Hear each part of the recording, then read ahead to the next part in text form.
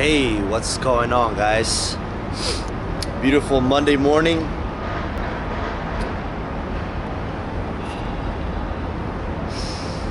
We are in Midtown right now. For those of you who don't know what Midtown is, it's basically the area between North Miami and downtown, kind of.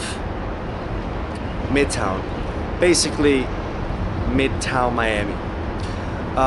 We're really close to Wynwood, which is sort of like the artistic district of Miami. I am sort of new to the whole area, so that's why I'm still learning how this whole thing works. And today I come to you with a very, very personal message about a book content. It's called The Way of the Superior Man. Let me go ahead and show you in my nice little iPad. You gotta love Steve Jobs. Steve Jobs, you're the man. May you rest in peace. May you rest in all your glory. So, I don't know if you guys can see this. My camera's a little funky. But it says, The Way of the Superior Man. Spiritual guide to mastering the challenges of women, work, and sexual desire. Catchy title, don't you think? So yeah, I was introduced to this book about 4 years ago or so, and the first time I read it, I was like, just mind blown. Then I read it a second time, even more mind blown, and I'm gonna read it a third time. I'm gonna read it many times during my life. It's that sort of book that every time you read, you kind of like ingrain a new type of lesson. You etch another lesson in your brain, right? I think this book is an essential book for any type of man who wants to learn more about the dynamics between masculine and feminine energies, about the challenges that we as men are posed in a daily life, right? And how to use these sort of concepts and universal truths in additions to what you already do to become a more loving, a more powerful, a more purposeful individual. So with that being said, let me go ahead and dive into a few of the most I wouldn't say essential, but some of the first topics that come in this book, right? I have to meet with my friend in a little bit to do a sales presentation because that's what my job is about. I work for this company called 5 Stars, and not to get too much off of topic, but I literally have to meet him in 20 minutes. So I'll go ahead and crack into this right now.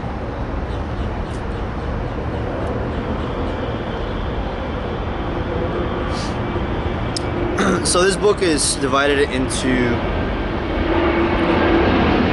8 different parts. The first one is called A Man's Way. Right, part 2, dealing with women.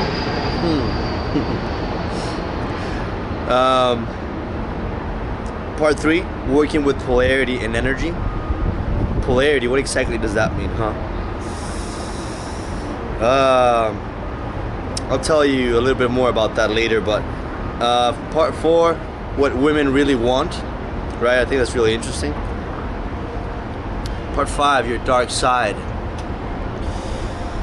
Part 6, feminine attractiveness. Part 7, body practices. Part 8, men's and women's yoga of intimacy. Anyways, I don't want to bore you with the table of contents. I'm going to go ahead and show you this. This is part 1. And I'm going to talk about 1, 2, and 3. So, number 1 is stop hoping for a completion of anything in life. What that means is that it's a very well-known truth in the world of self-development that the journey is the destination, right? Most people have this kind of like illusion in their brain due to the, you could say, the games that the ego plays in your mind, that there's going to be a point that you reach, right? There is no point that you reach ever, right? The only points maybe are your birth and your death, right? But in between, you're just going through a beautiful journey of experiences if you decide to make it so, right? So that is the basis of point number one. You stop hoping for completion of anything in life. And I love the quote that Deida writes in here. He says, most men make the error of thinking that one day it will be done. They think, if I can work enough, then one day I can rest. Or one day my woman will understand something and then she will stop complaining. Or I'm only doing this now so that one day I can do what I really want with my life. The masculine error is to think that eventually things will be different in some fundamental way. They won't. It never ends. As long as life continues, the creative challenge is to tussle, play, and make love with the present moment while giving your unique gift. So, what am I doing right now? I literally just drove 40 minutes from home. I woke up at around 5:45 in the morning, and I had the intent that I was going to shoot this video. Inside of me, I felt a lot of inner resistance, which is very common when you're going to be doing something that you're not used to doing, right? And I didn't want to do it. I'm like, I mean, I wanted to do it, but I had a lot of inner resistance. But eventually, you just decide that you're going to tussle, you're going to play, and you're going to make love with the present moment. And here I am, making love to the present moment. So, Deida, a few of the things that he says on this, point number one, and if you ever read the book, which you can actually find online for free, a PDF, you just type The Way of the Superior Man, PDF, and you'll have the first link pop up. It's a fantastic book. I should definitely read it. And he says, spend at least 1 hour a day doing whatever you spend at least 1 hour a day doing whatever you simply love to do, right? Do not wait. Stop waiting. Stop thinking that finances have to be ready. Stop thinking that your speaking ability has to be ready. Fuck that. You are ready now, right? You're ready to tussle. You're ready to play.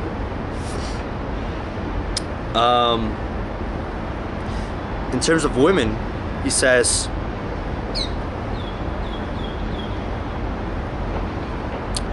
in addition to the myth that one day your life will be fundamentally different, you may believe and hope that one day your woman will be fundamentally different. Don't wait. Assume she's going to be however she is forever. If your woman's behavior or mood is truly intolerable to you, you should leave her and don't look back.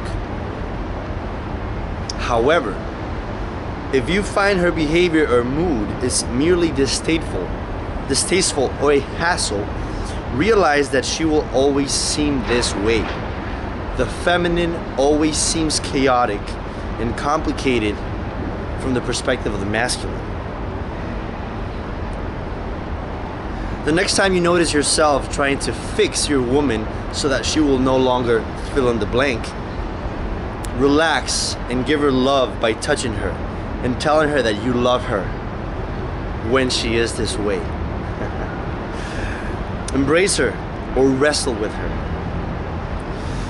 Or scream and yell for the heck of it, but make no effort to bring an end to what pisses you off. Practice love instead of trying to bring an end to the quality that bothers you. You can't escape the tussle with the feminine.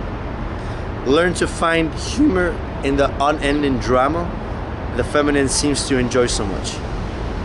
The love that you magnify may realign her behavior, but your effort to fix her and your frustration never will.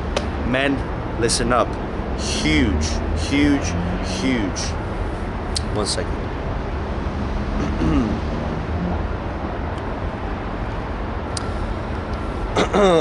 The rat race is calling, guys. So yeah, let's speed it up. In a nutshell, that is point one, but there is more to that. I don't want to take credit off of Deida. It is genius. So you should definitely make a favor to yourself and read the book. Anyways, what's up, buddy? Point number two, live with an open heart, even if it hurts. When I read this, I was like, wow, this is really powerful. Like, damn, Deida, how are you so smart, man? So, the quote that he opens with, he says, closing down in the midst of pain is a denial of a man's true nature. A superior man is free in feeling and action, even amidst great pain and hurt. If necessary, a man should live with a hurting heart rather than a closed one. He should learn to stay in the wound of pain and act with spontaneous skill and love even from that place. So I think about this in a day-to-day sort of situation, right? You're just walking through life, and because we are sensitive human beings, we tend to get hurt easily, right? Now, what do most people do when they get hurt? They close down, right? They close down not only emotionally and psychologically, but physically, right? They like close down, right? If somebody has been hurt for a long time, they kind of, you know, they're not really happy anymore. They're not smiling. They're not walking through life with a glow, right? Hey guys, how's it going? Just shooting a video real quick for my company. Yeah, I work here also. Yeah. Sorry to disturb the peace. Have a good day. So yeah, for example, in that situation, two gentlemen came here, guards of the complex where I work in, and you know they're feeling a little, you know, like what's going on here, and I might take that personal, right? That might even hurt a little bit. I'm like, oh man, like let me shoot my video, man. But I just stay with an open heart. That's a perfect example of it, right? And that's a mild one. Let's say that you are talking to a girl that you like, and you met this girl during the weekend. She is gorgeous, right? She's so smart, right? Different than most of the girls that you might meet, and then you're like, you really, you know, you're like, oh man, this girl's cool. I want to go out with her. And then she just, bam, ignores you. You're like, damn, right? And then out of all of a sudden, she FaceTimes you, right? And you're like, holy shit, it's her, it's that girl, it's the doctor, right? Boom. So then you answer, and then even though you might feel that pain inside of how she rejected you, you're like, hey, how's it going? You know, like, I'm so glad you called. That's an example of it, right? This is good. So this is how he starts. He says, imagine failing at a major project, lying to your woman and getting caught, or overhearing her joke about your shortcomings in bed. How do you react with your body, breath, and eyes? Notice if you react to a person or situation that hurts you by withdrawing, hiding, or closing in on yourself. And when he says this, it's basically realize how you react physically. That's the first manifestation, right? Well, yeah, thought, mind, and body are, or thought, mind, and you know, your spirit are aligned, but your body is almost immediate. You're like, you might stop even breathing if somebody shoots you a nasty comment or something like that, right? We shall continue. Notice if there are times when you find it difficult to look into someone's eyes, or times when your chest and solar plexus become tense and contracted. These are signs of an unskillful reaction to hurt. Contracted and closed in on yourself, you are unable to act. You are trapped in your own self-protective tension, no longer a free man.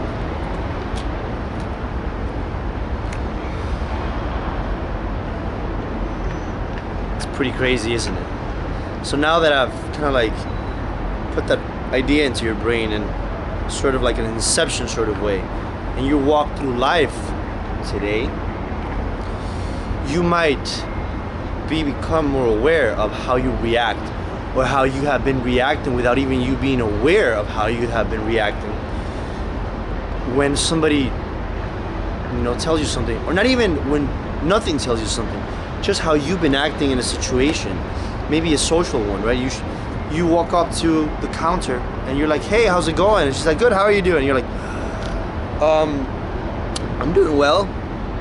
And then you're like, why did I tense up, right? And I'm gonna be making more videos later on why we tense up, right? Which I think it's incredibly interesting concept, and I've explored some of it, especially with myself. Obviously, I'm not going to explore it in theory and not really practice it, right? And the last one, this one was kind of heavy. I don't want to offend any fathers there, not my father, but it's a truth that you have to kind of like put it out there. And it's live as if your father were dead. The quote of the chapter, he says, a man must love his father and yet be free of his father's expectations and criticisms in order to be a free man. The moment I read this, maybe like 3-4 years ago, was possibly a time when my family wanted me to go to law school, because I've come from a lineage of lawyers from both sides of the family, uncles, grandfathers. My both parents are actually lawyers, and they kind of like instilled in me the idea that I was going to be a lawyer, and even I instilled in myself the idea that I was going to be a lawyer. So when I read that, I was like, shit. I started reading the chapter, and I realized how much weight not only my father's expectations, which I think is the heaviest expectation on a man, but my parents' expectations. So when I imagine my father dying, which is kind of a scary thought, I felt a weight off my shoulders. I was like, holy shit, it's kind of fucked up, but it's real. And maybe ask yourself, right, what would you feel if your father was dead? Would you feel the same pressures to follow the journey that you're following now? Or would you simply live a life of your own design, right? And you can live a life of your own design without your father being dead. That's the beauty of it. So yeah, that is what I have today for you. Just shoot a nice little video here in beautiful Miami morning. Damn, look at this place. So beautiful. I might just move over here. Yeah. Very soon. That building is cool. Look at that building. Let me show you. Damn, with the nice little sun dropping all over the building. Bam. Alright guys, we gotta head out. I'm late to this meeting. Bam, bam, bam. Boom. Keep it rocking. Be awesome today. And live with an open heart. Yeah. Give up.